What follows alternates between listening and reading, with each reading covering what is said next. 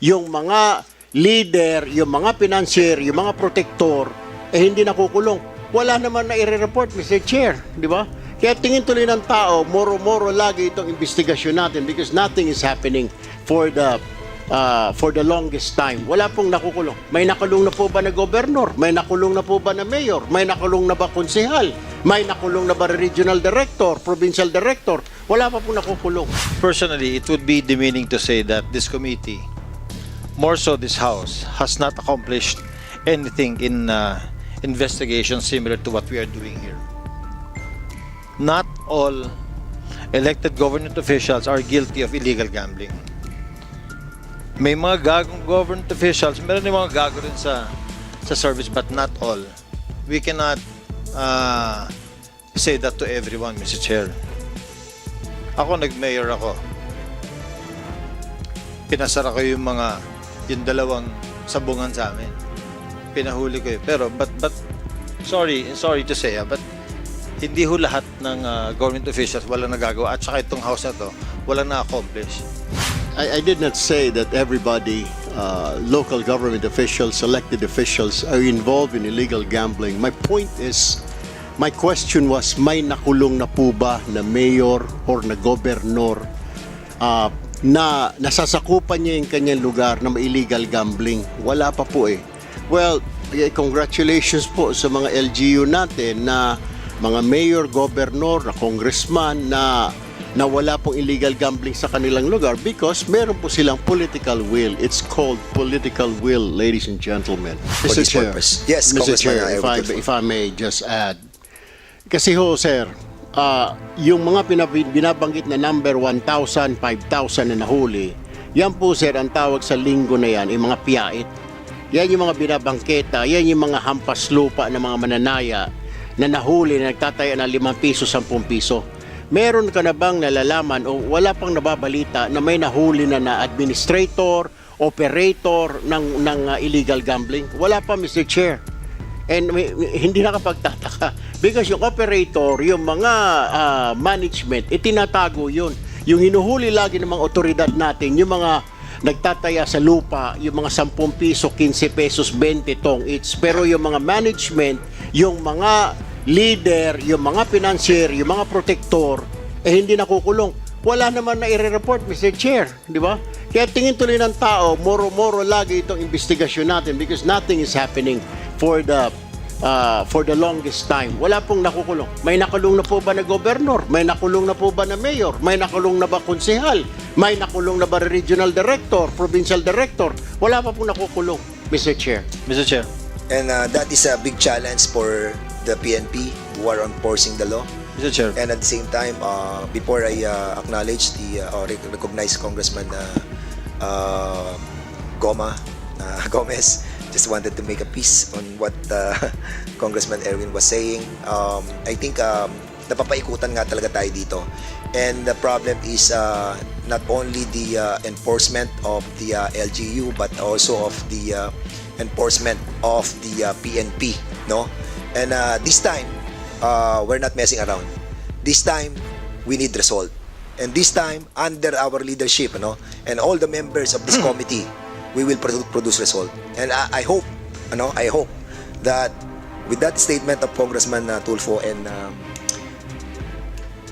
yung aking advisor, no, I hope that this time malilinis po natin ang hanay ng ating pong mga LGUs at ang ating pong PNP. Congressman Richard Gomez, you are recognized. Thank you, Mr. Chair.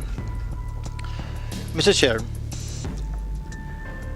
personally, it would be demeaning to say that this committee, more so this House, has not accomplished anything in investigation similar to what we are doing here. Not all elected government officials are guilty of illegal gambling. May mga gagong government officials, meron din mga gago rin sa service, but not all.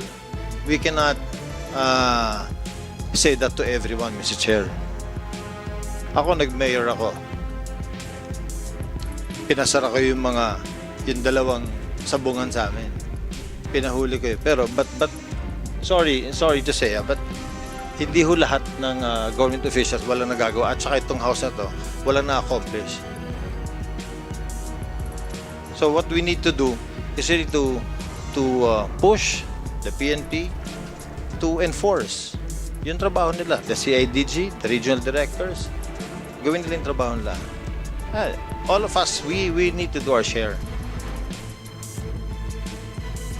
At hindi po tayo magmomoro-moro dito. I siguro I sympathize with Congressman Erwin Tulfo yung kanyang nararamdaman because for so many years talagang walang nangyayari. And I Mr. also Chair. agree with Congressman Gomez precisely because I became a mayor as well. At nung ako naging mayor, ang ginawa ko po dyan, pinatawag ko lahat ng mga illegalista. Pinulong ko sa opisina ko. Nilagay ko lahat ng mga illegalista dyan, lahat ng mga nabubukas dyan. Dito kayo. Illegal ang ginagawa ninyo, nalalaman natin yan. No? Pero, meron tayong legal na mga gambling. Di ba? At alam naman natin na binibiyak nila yan eh. Kilala natin ang lahat ng mga naging illegal sa ating mga bayan. Pag tayo po ay punong bayan. Alam natin yan eh. But the problem is, of course, being a mayor, being a governor, or public official, or barangay captain, you have the right, di ba? You have the responsibility to make it right. And I told them, may legal tayo na dapat dalhin doon ang mga taya ng mga tao. Dahil legal yan eh. Ang problem, itong mga illegal, binibiyak nila yan. Ha? At ilalagay nila doon sa hindi sila nagbabayad ng buwis. And that's a problem. And they know it. They know it. Alam ito ng mga opisyal ng ating mga LGU. Hindi ba pwedeng hindi mo kilala yung mga gumagawa ng illegal sa iyong bayan? Ako, kilala ko ang gumagawa ng illegal sa aking bayan. And I'm worried, no? I'm worried. Dahil nakita natin ng data, and I'll be asking the PNP, Region 4, you have to dissect. You have to categorize all of this by province, by municipality. Para makita natin kung sino ang pinakamataas sa illegal gambling, makita natin kung sinong bayan, istasyon, ang pinakamatataas sa buong Region 4. Nasa ganon, makita natin sino ang hindi tumutupad at sino ang tumutupad. So, Congressman Erwin Tulfo, you have the floor. Mr. Chair, I just want to clarify. I did not say that everybody, local government officials, elected officials, are involved in illegal gambling. My point is, my question was, may nakulong na po ba na mayor or na gobernador na nasasakupan niya yung kanyang lugar na may illegal gambling? Wala pa po eh. Well, congratulations po sa mga LGU natin na mga mayor, governor, na congressman na wala pong illegal gambling sa kanilang lugar because meron po silang political will. It's called political will, ladies and gentlemen. If you really don't want it, then it won't happen if you're the mayor. I'm sorry, Mr. Chair, I haven't been a mayor or a governor, but I was in the media before, but I know what's going on. If you are the governor or the mayor, you're the father of the province, you are the father of the city. If you said no, then it is no. Kasi po, pag sinabi ho ng mayor ni governor, ayoko ng illegal, hindi. Pero may mga instances naman na tinatrabaho or pinapayagan naman ng PNP, ng chief of police natin, or hanggang sa provincial director o hanggang sa regional director na hindi rin alam ng LGU natin.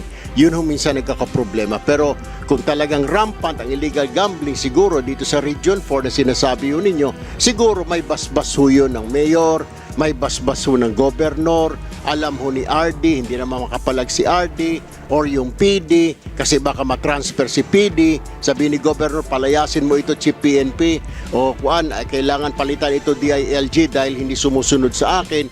So natatakot. Let us all understand na itong mga puliso na ito ay administratively are still under with the power of the mayor, the governor. So susunod ho yan.